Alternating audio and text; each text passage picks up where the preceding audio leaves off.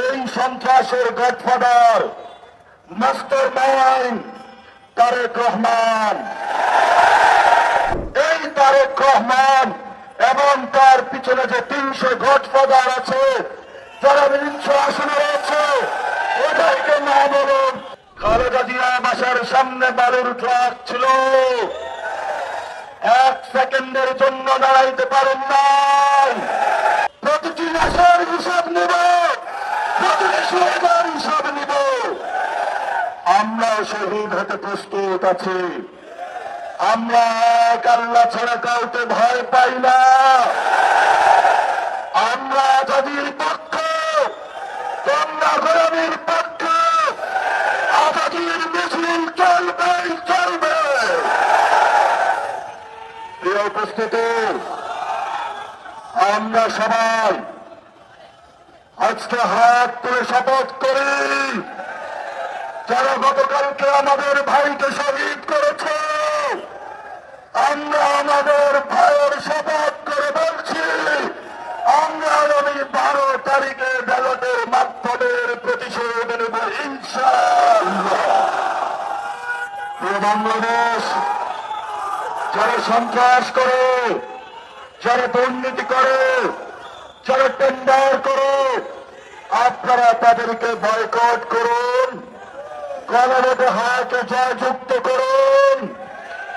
এই সন্ত্রাসের godfather master mind Tarique Rahman আপনাকে হুঁশিয়ার করে দিতে চাচ্ছে।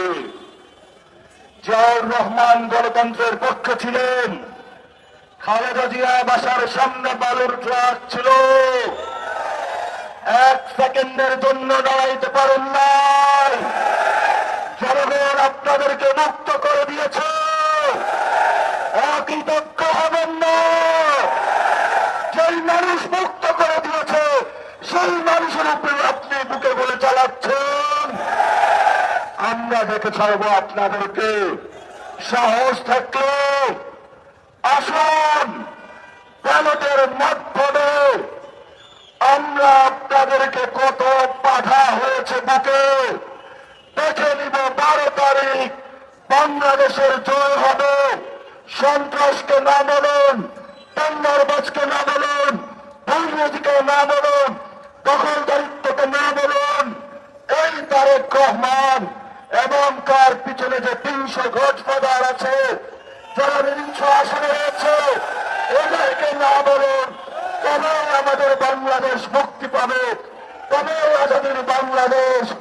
বাংলাদেশের লড়াই জারি রাখুন, ঐক্যবদ্ধ থাকুন, আজাদির মিছিল চালু করুন, পুলিশের প্রান্তরে চলুন।